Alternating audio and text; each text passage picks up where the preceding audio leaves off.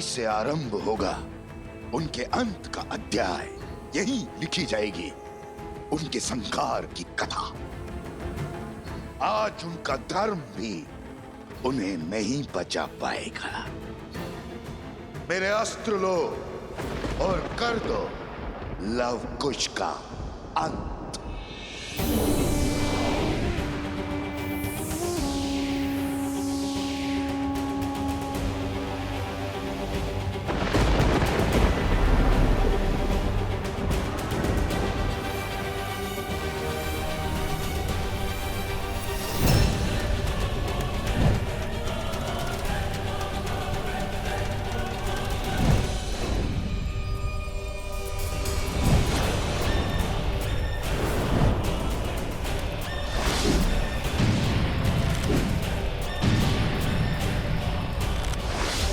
पवित्र अग्नि अब हमें और नहीं बचा पाएगी कुछ।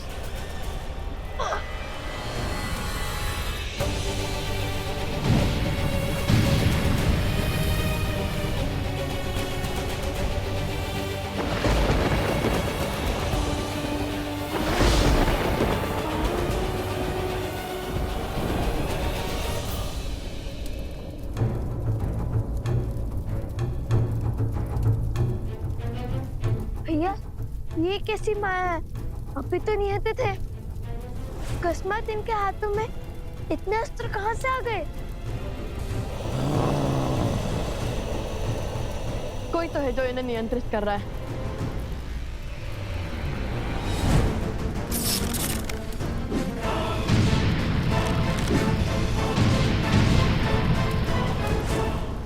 भैया अग्नि तो बुझ गई।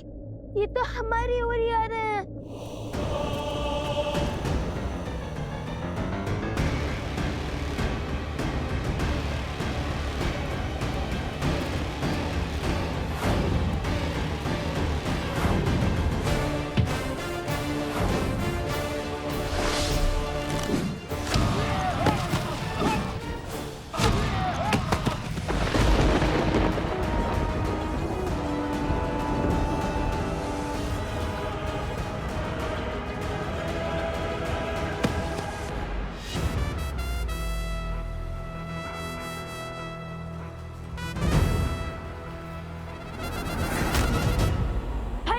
देखिए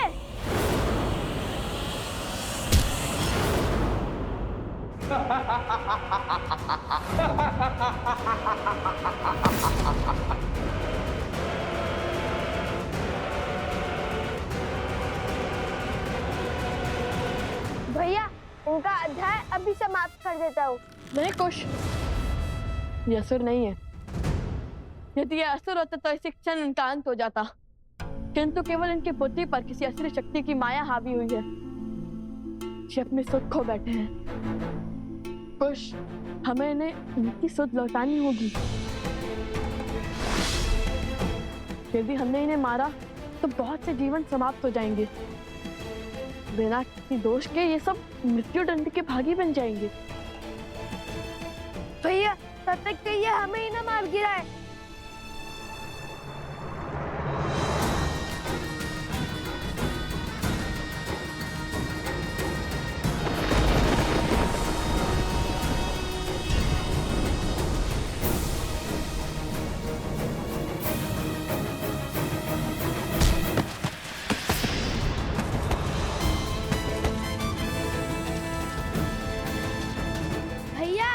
योजना क्या है? देखने, समझने और प्रतीक्षा करने में रहेंगे तो प्राणों से हाथ धो बैठेंगे। कुश, कुश, कुश।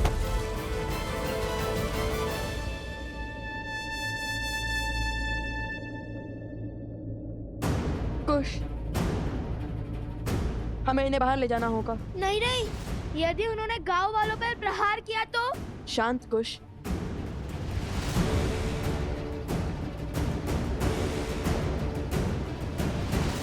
समझ गया। जय सिया राम। जय सिया राम।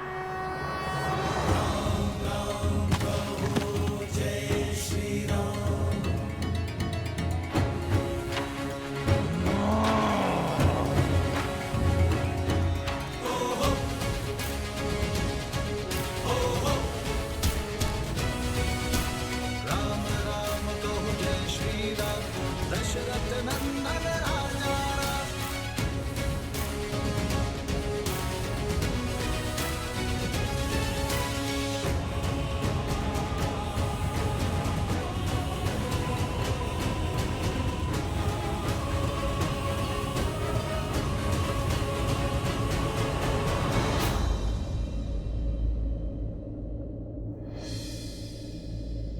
जय बजरंगबली।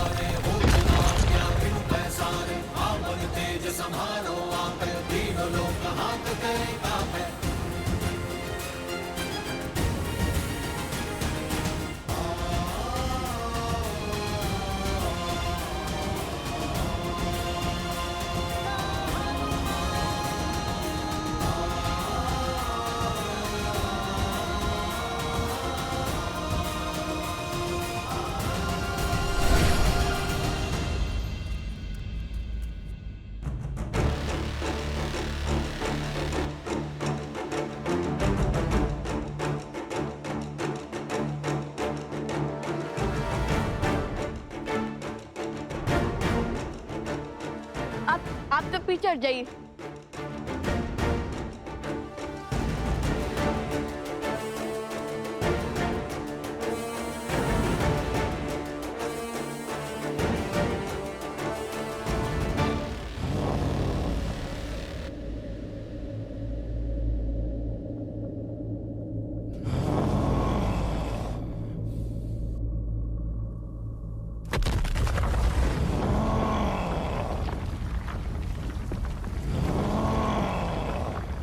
भैया वो आ रहे हैं।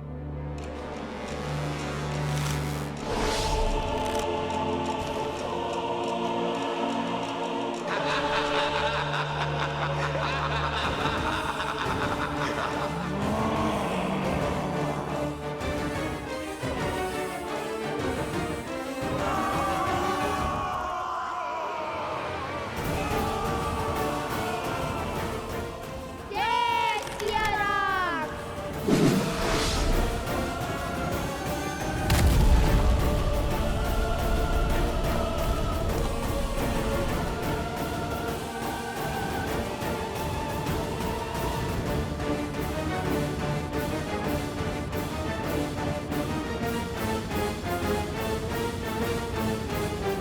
अब वो बाहर नहीं निकल पाएंगे।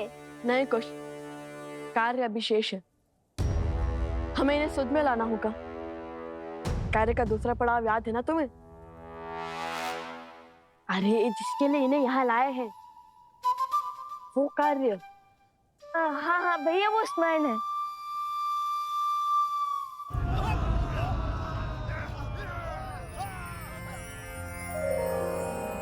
हे ऋषिवर, हम इन्हें यहाँ बाहर इसलिए लिया ताकि इनके जीवन की रक्षा हो सके। ये किसी असुरी शक्ति की माया के जकड़ में है और ये अपवित्रता के दलदल में है, जिसे केवल पवित्रता का सागर ही उभार सकता है। शुद्धता ही इनकी सुध लौटा सकती है गुरुवर। बोलो, मैं तुम्हारी क्या सहायता कर सकता हूँ?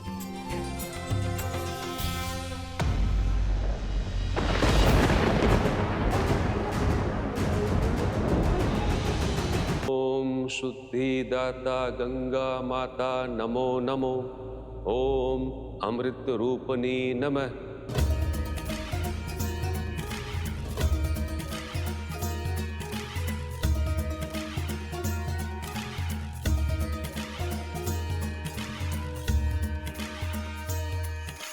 जय जय भगीरथ नंदिनी मुनि जय चकोर चंदिनी नर नार विबुध बंदिनी जय जहनुमालिका विष्णु पद सरोज जासी शीस पर विभासी विपतनासी पुनरुरासी पाप छालिका विमल विपुल बहसी वारी शीतल दया ताप हारी अमर भर विभंग तर तरंग मालिका जन दूज सुपहार शोभित शशि धवल धारा भंजन भव भार भक्ति कल्पधारिका धनज तट काशी विहंग जल थल चर पशु पतंग कीट जल तापस सब सरीस पालिका जय माँ गंगे।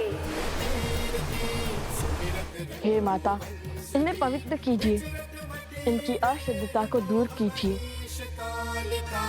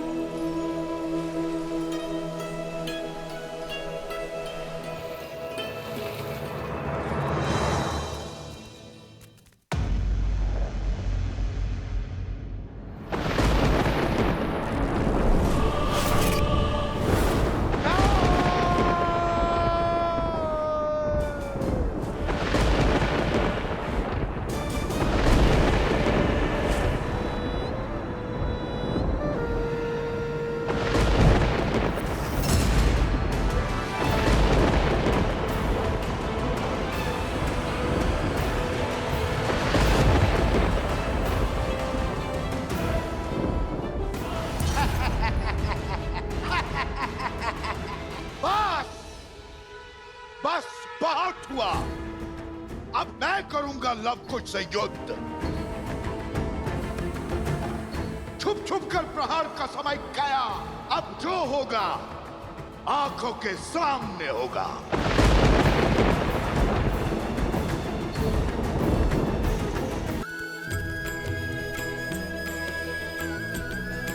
लव कुश, तुम दोनों ने केवल इनका ही नहीं, इस गांव का भी उद्धार किया है। संसार को शुद्धता का मार्ग दिखाया है। प्रभु श्री राम का आशीर्वाद तुम दोनों पर सदा बना रहे। जय श्री राम। जय श्री राम।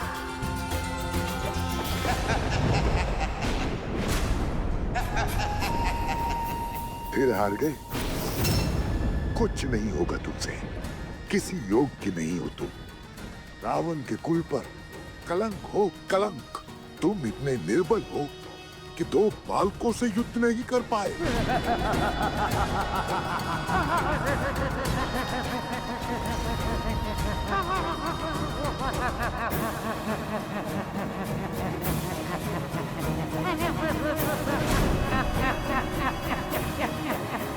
बस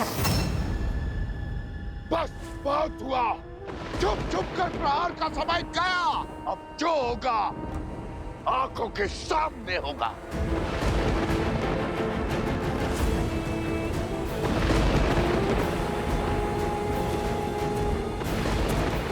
रोकिए इन्हें। क्रोध में मनुष्य सदैव अनुचित कार्य करता है।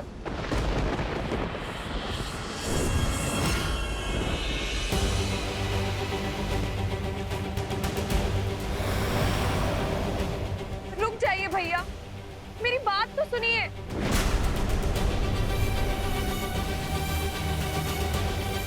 नहीं, मत छुड़ो इसकी। अपनी नाक तो कटवा ली। अब तुम्हारा अपमान करने चली है ये। रावण की मृत्यु का कारण भी तो यही है। राक्षस कुल के अंत का कारण ये है। हाँ, मत सुनो इसकी, मत सुनो इसकी, मत सुनो इसकी, मत सुनो, मत सुनो इसकी, मत सुनो इसकी, मत सुनो इसकी, मत सुनो इसकी, मत सुनो।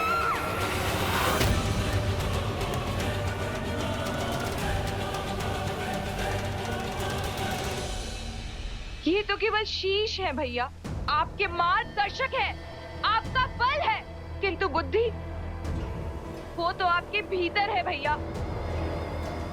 उन्हें अपने मस्तिष्क को नियंत्रित मत करने दीजिए। लव कुश को युद्ध के लिए ललकार कर हराना असंभव है भैया। उन्हें देवताओं का आशीर्वाद प्राप्त है। एक योजना सफल नहीं हुई तो क्या हुआ? यदि 100 योजनाएं भी सफल नहीं हुई तो भी क्या हुआ? हम अथक प्रयास करेंगे भैया। भैया, मुझे एक और प्रयास करने का अवसर दीजिए।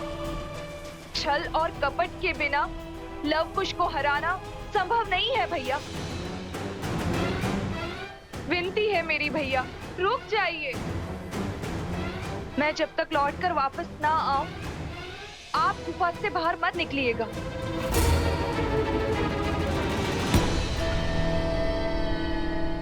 आज फिर तुम्हारी बात मान लेता हूं, किंतु स्मरण रहे, ये अंतिम बार है। यदि आज लव कुश नहीं मरे तो रावण और राम के कुल के बीच एक भीषण युद्ध होगा जो इतिहास बनेगा, जिसे संसार सदा स्मरण रखेगा। आप निश्चिंत रहें भैया, शीघ्र ही राम और सीता को लव और कुश के अंत की सूचना मिलेगी।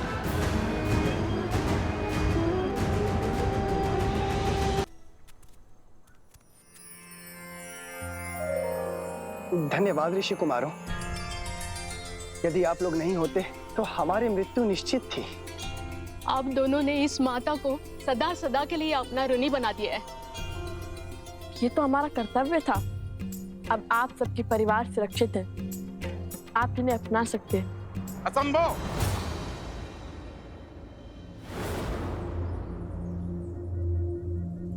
ये गांव के भीतर नहीं जाएंगे। क्यों? अपनों को अपनाने में कैसे संकोच? आज सुध लौट आई है, कल को पुनः खो गई तो? आज असुरों ने छोड़ दिया, कल को पुनः घेर लिया तो? कौन रोकेगा उन्हें? कौन बचाएगा हमें? सब अपवित्र हो गए हैं। ऋषि भारद्वाज के मंत्रों और माता गंगा के जल के बल से ये पावन हो चुके हैं। आपको चिंता करने की आवश्यकता नहीं है। आपने सहायता का प्रयास किया, उसके लिए धन्यवाद, किंतु इन्हें अपनाने का निर्णय मेरा है और मैं नहीं चाहता कि इनके नकारात्मकता का प्रभाव गांव वालों पर पड़े। ये विचार भी कैसे कर सकते हैं आप सरपंच जी? इसीलिए कि आपके संतान पर कोई संकट नहीं आया। मेरा पुत्र इन दो नन्हे वीरों के कारण मृत्यु के मुख से लौटा है और आप चाहते हैं मैं इसे पुनः खो दूं? मौन! पुरुषों के बीच में खड़ी होकर मुख खोलने की उद्दंडता करती हो। जब पुरुष बात करते हों तो स्त्रियों का कार्य सिर्फ सुनना है, प्रश्न करना या निर्णय देना नहीं। अद्भुत, अद्भुत सरपंच जी, अद्भुत।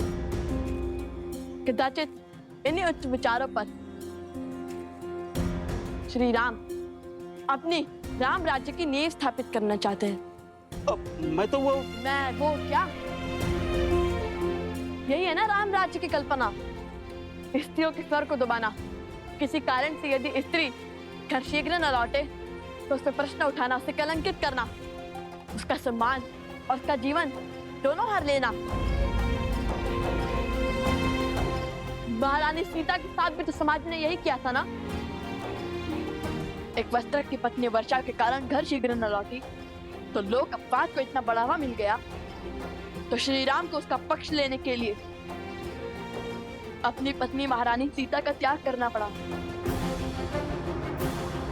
आज के लिए तो आपके शब्द, आपके अभिमान और आपका सम्मान अधिक महत्वपूर्ण है, किसी स्त्री के कष्ट और उसके दुख नहीं। आज अपने उसी सोच, उसी परंपरा के कारण एक माता को अपने पुत्र से भिन्न करना चाहते हैं आप। एक पत्नी को अपने पति से दूर करना चाहते हैं आप। संसार का सबसे बड़ा पाप करना चाहते हैं। क्यों?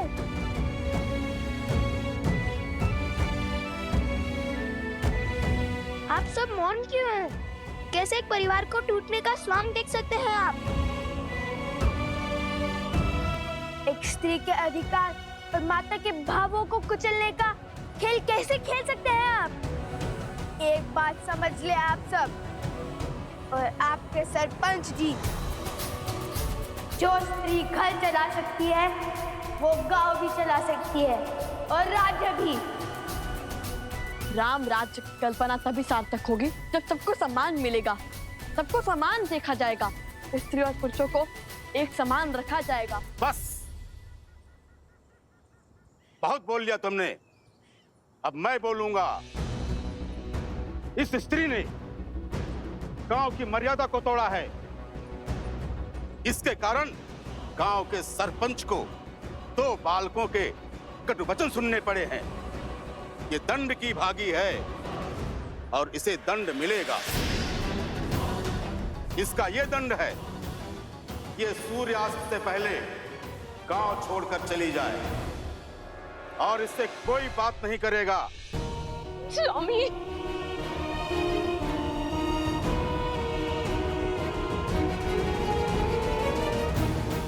चलो। ये कैसा अनर्थ कर रहे हैं आप? ये उचित नहीं है, रुकिए। कुछ युवकों के शरीर में असुरी शक्ति का वास तो था ही, किंतु इनके मन में भी असुरी शक्ति का वास है। अब इन्हें कैसे समझाए, कैसे इन्हें न्याय और प्रगति के मार्ग पर लाए?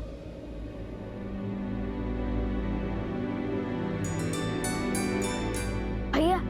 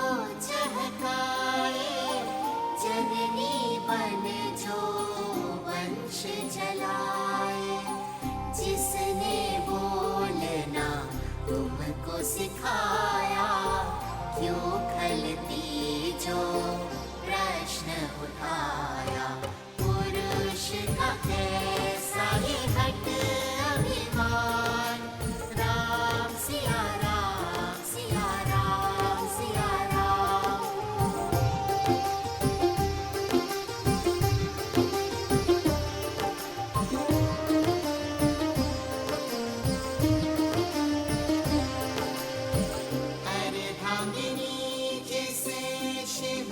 बताया देवों ने भी शीश नवाया, हर नर की शक्ति वो नारी, पुरुष के सम जीवन अधिकारी, उसके नयन से जल जो बरसे, सृष्टि सुख सामर्थ्य को तरसे, कर खंडित उस नारी का मान, अधिकार नहीं भजना श्री राम, नारी का मान चाहे सिया राम, राम सिया राम सिया राम सिया राम, राम सिया राम सिया राम सिया राम। सरपंच जी, ये मान सम्मान और ये पद हमने आपको दिया है ताकि आप हमारा भला कर सकें, ना कि हमारे घर की स्त्रियों को अकारण दंड दें। सरपंच जी ने अन्याय किया है। ऋषि कुमारों की बात उचित है। जहां स्त्रियों का सम्मान न हो, उनकी भलाई की चिंता न हो, वो समाज कभी आगे नहीं बढ़ सकता। हम इस सरपंच को नहीं मानेंगे। अब जिस स्त्री ने अपने अधिकार और सम्मान के लिए ध्वनि उठाई है, वो हमारी नई सरपंच होगी। हाँ, यही है हमारी सरपंच, यही है हमारी सरपंच। हाँ, यही है हमारी सरपंच, यही हमारी सरपंच। ऋषि कुमारों, आपके कारण हमारी सोच से अधर्म और अन्याय का आवरण हटा। कृपया कर हमारी नई सरपंच का अभिषेक करें। हाँ हाँ, आप ही अभिषेक करें। हाँ, आप ही अभिषेक करें। अद्भुत पुत्रों, अयोध्या पहुंचने से पहले ही राम राज्य की कल्पना को सार्थक कर दिया।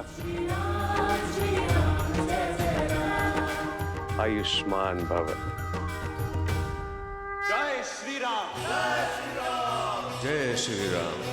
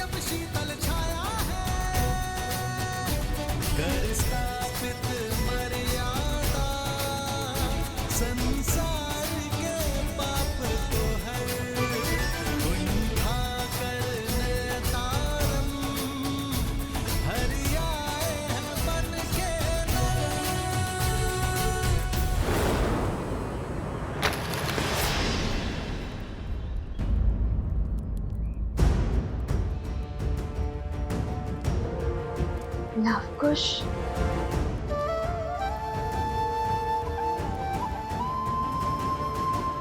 क्या हुआ देवी सीता? नहीं, कुछ नहीं, बस एक आभास सा हुआ, जैसे कि सब शुभ होने वाला है।